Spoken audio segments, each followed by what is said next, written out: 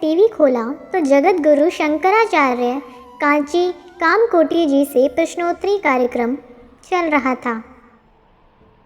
एक व्यक्ति ने प्रश्न किया कि हम भगवान को भोग क्यों लगाते हैं और जो कुछ भी हम भगवान को चढ़ाते हैं उसमें से भगवान क्या खाते हैं, क्या पीते हैं? क्या हमारे चढ़ाए हुए पदार्थ के रूप, रंग, स्वाद या मात्रा में कोई परिवर्तन होता है? यदि नहीं तो हम ये कर्म क्यों करते हैं?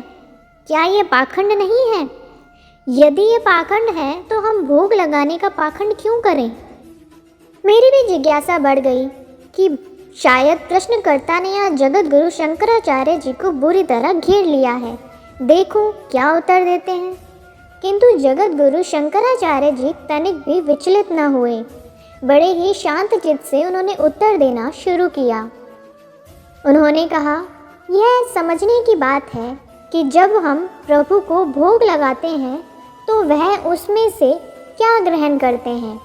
मान लीजिए कि आप लड्डू लेकर भगवान को भोग चढ़ाने मंदिर जा रहे हैं और रास्ते में आपको जानने वाला कोई मिलता है और पूछता है यह क्या है।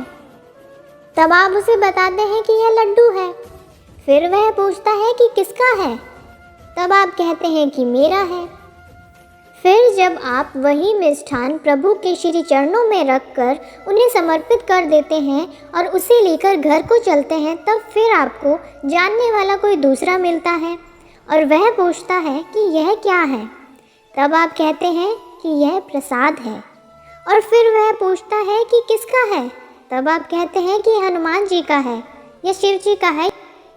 अब समझने वाली बात यह है कि लड्डू वही है, उसके रंग, रूप, स्वाद, परिणाम में कोई अंतर नहीं पड़ता।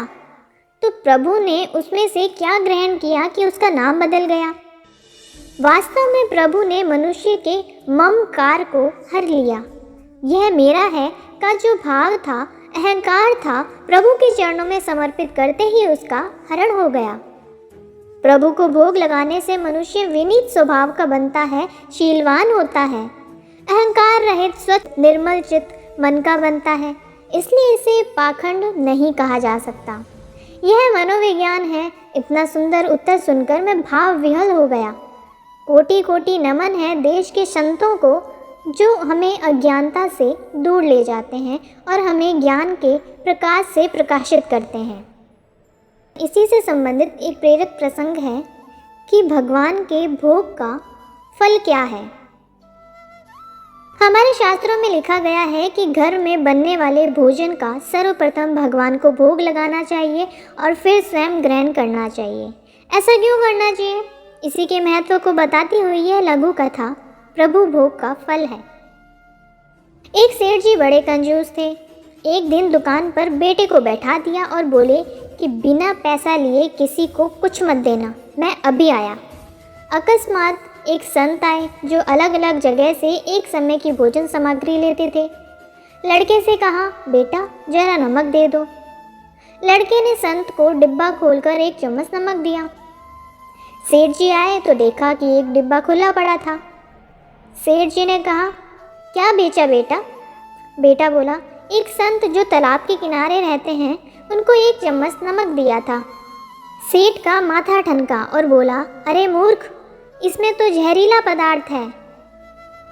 अब सेठ जी भागकर संत जी के पास गए। संत जी भगवान के भोग लगाकर थाली लिए भोजन करने बैठे ही थे कि सेठ जी दूर से ही बोले, महाराज जी रुकिए, आप जो नमक लाए थे वो जहरीला पदार्थ है, आप भोजन ना करें। संत जी बोले, भाई हम तो प्रसाद लेंगे ही क्योंकि भोग लगा दिया है और भोग लगा भोजन छोड़ नहीं सकते। हाँ, अगर भोग नहीं लगता तो भोजन नहीं करते। और कहते कहते भोजन शुरू कर दिया। सेठ जी के होश उड़ गए, वो तो वहीं पर बैठ गए। रात हो गई, सेठ जी वहीं सो गए कि संत जी की तबीयत बिगड़ गई तो कम से कम वैद्य जी को दिखा देंगे तो बदनामी से बचेंगे। सोचते सोचते उन्हें नींद आ गई। सुबह जल्दी ही संत जी उठ गए और नदी में स्नान करके स्वस्थ दशा में आ रहे हैं। सेठ जी ने कहा, महाराज तबीयत तो ठीक है? संत बोले, भगवान की कृपा है। इतना कहकर मंदिर खोला तो देखते हैं कि भगवान के श्री विग्रह के 2 भाग हो गए हैं और शरीर काला पड़ गया है। अब तो सेठ जी सारा मामला समझ गए कि अटल विश्वास से भगवान ने भोजन का जहर भोग के रूप में स्वयं ने ग्रहण कर लिया और भक्त को प्रसाद का ग्रहण कराया। सेठ जी ने घर आकर बेटे को घर दुकान संभला दी और स्वयं भक्ति करने संत शरण में चले गए।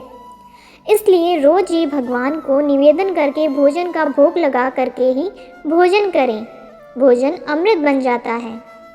अतः आज से ही ये नियम लें कि भोजन बिना भोग लगाए नहीं करेंगे। एक बार एक शिष्य ने इसी संदर्भ में अपने गुरु से पूछा, क्या भगवान हमारे द्वारा चढ़ाया गया भोग खाते हैं? यदि खाते हैं तो वह वस्तु समाप्त क्यों नहीं हो जाती, और यदि नहीं खाते तो भोग लगाने का क्या लाभ? एक युवा शिष्य ने पाठ के बीच में अपने गुरु से यह प्रश्न किए।